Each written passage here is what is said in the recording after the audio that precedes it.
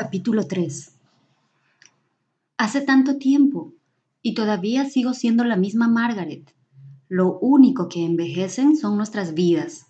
Donde estamos, los siglos son solo como segundos, y después de vivir 1000 vidas, nuestros ojos empiezan a abrirse.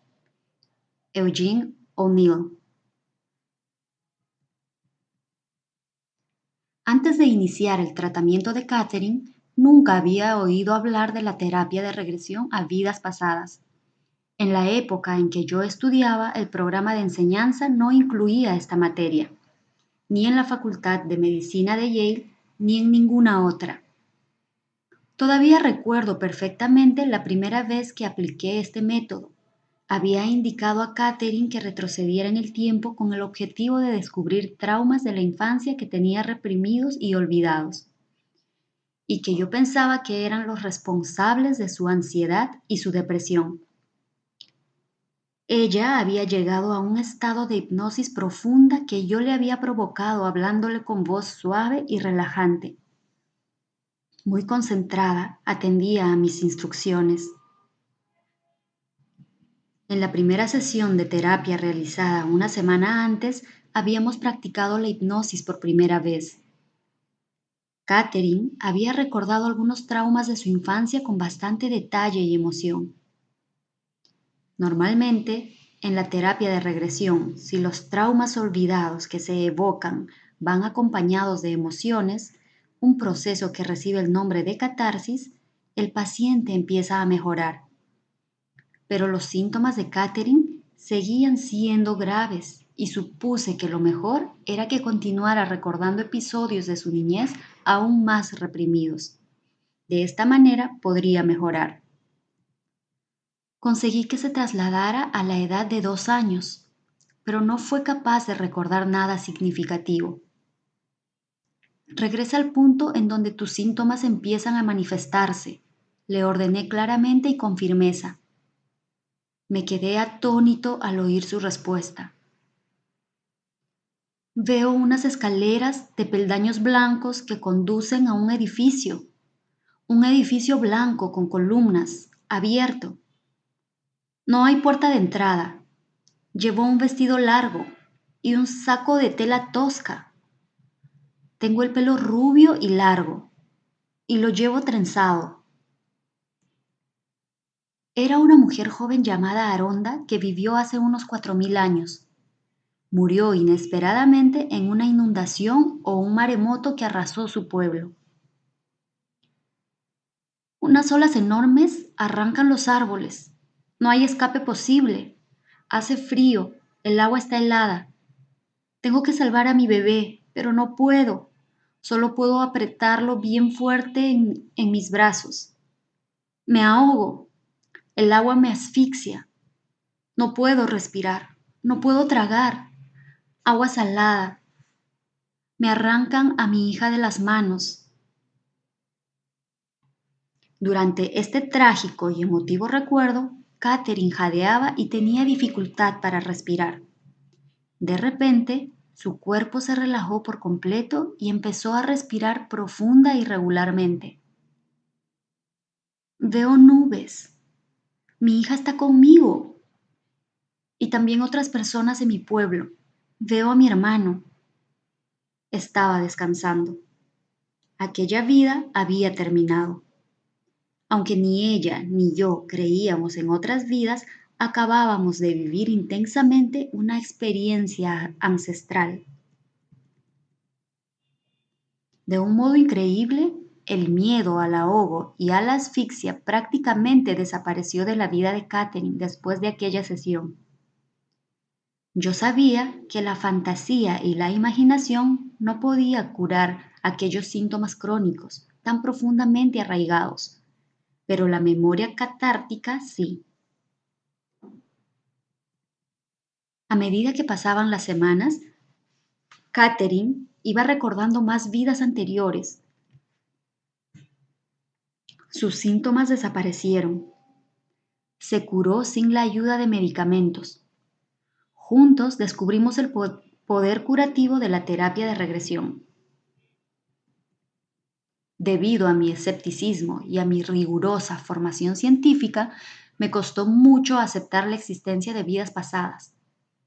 Dos factores acabaron minando mi escepticismo: uno rápido y muy emotivo, y otro gradual e intelectual. En una de las sesiones, Catherine acababa de recordar que en una vida anterior había muerto víctima de una epidemia que había asolado la región. Cuando todavía se hallaba en profundo estado de trance, consciente de que flotaba por encima de su cuerpo, fue atraída hacia un hermoso rayo de luz. Empezó a hablar. Me dicen que hay muchos dioses, porque Dios está en cada uno de nosotros. Entonces empezó a revelarme detalles muy íntimos sobre la vida y la muerte de mi padre y de mi hijo pequeño. Ambos habían muerto años atrás, muy lejos de Miami. Catherine, que era ayudante del laboratorio de Mount Sinai Hospital, no sabía absolutamente nada de ellos. Nadie podía haberle proporcionado todos aquellos datos. En ningún lugar podía haber conseguido toda aquella información.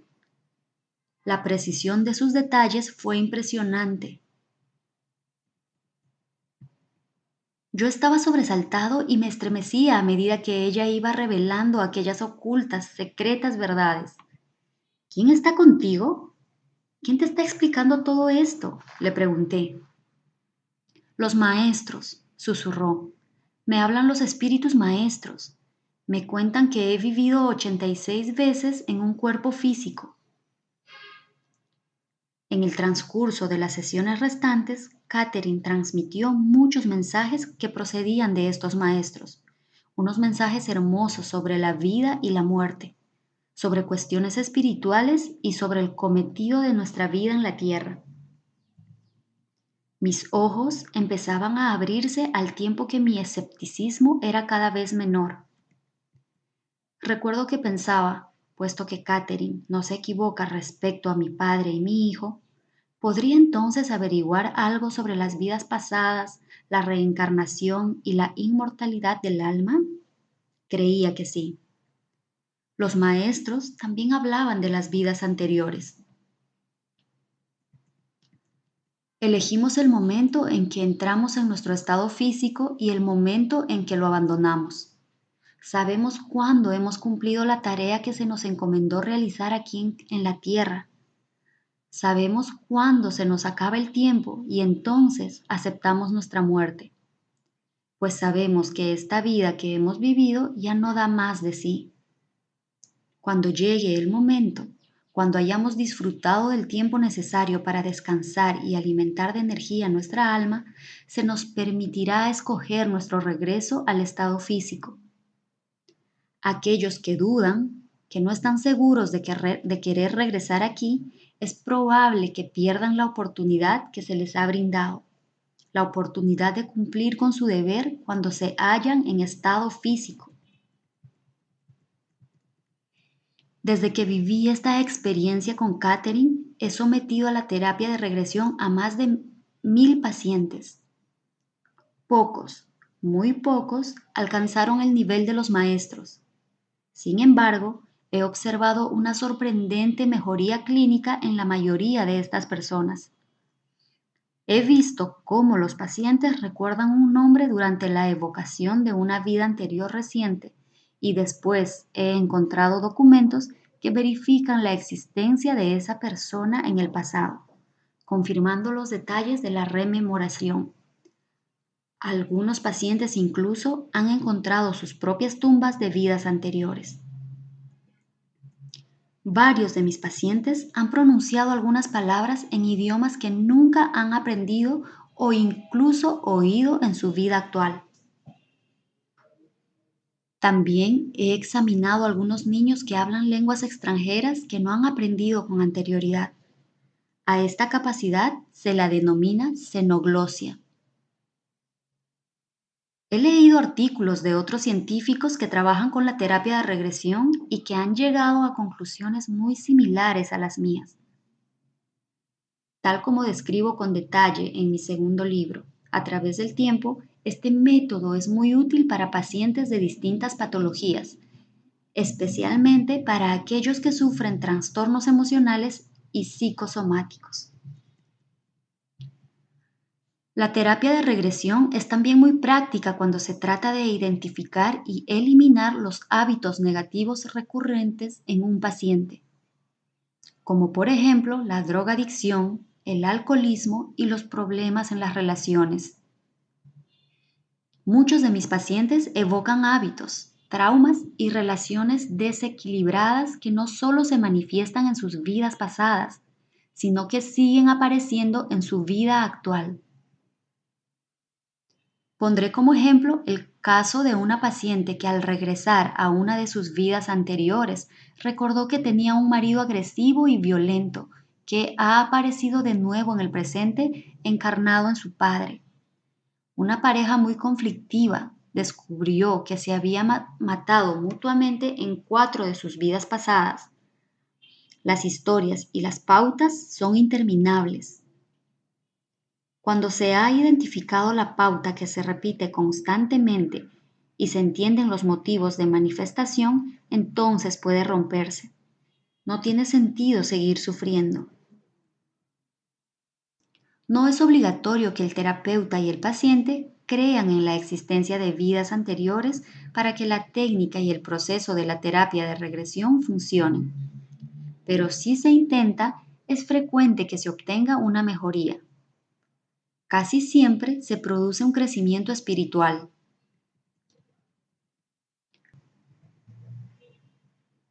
En una ocasión sometí a la terapia de regresión a un suramericano que recordaba haberse pasado una vida entera atormentado por los remordimientos, tras haber formado parte del equipo que colaboró en la elaboración y más tarde en el lanzamiento de la bomba atómica en Hiroshima con el objetivo de poner fin a la Segunda Guerra Mundial. Actualmente es radiólogo en un importante hospital y utiliza la radiación y los avances tecnológicos para salvar vidas en lugar de exterminarlas. En su vida actual, este hombre es un ser sensible, bondadoso y solidario. Este es un ejemplo de cómo puede evolucionar el alma y transformarse, aunque haya pasado por vida deleznables. Lo más importante es aprender, no juzgarse. Él aprendió lecciones de su vida durante la Segunda Guerra Mundial y ha aplicado sus conocimientos y habilidades para ayudar a otras almas en su vida actual. El sentimiento de culpabilidad que sintió en su vida anterior no es importante. Lo que cuenta es aprender del pasado y no seguir pensando en ello y sintiéndose culpable.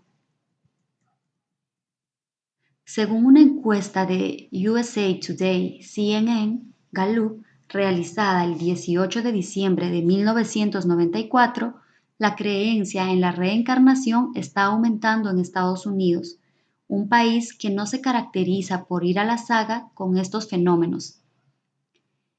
El porcentaje de estadounidenses adultos que cree en la reencarnación es del 27%, cuando en 1990 era del 21%. Pero todavía hay más. El porcentaje de los que creen que puede establecerse contacto con los muertos ha aumentado del 18% en 1990 al 28% en diciembre de 1994. El 90% cree en la existencia del cielo y el 79% en los milagros. Hasta me parece oír a los espíritus aplaudiendo.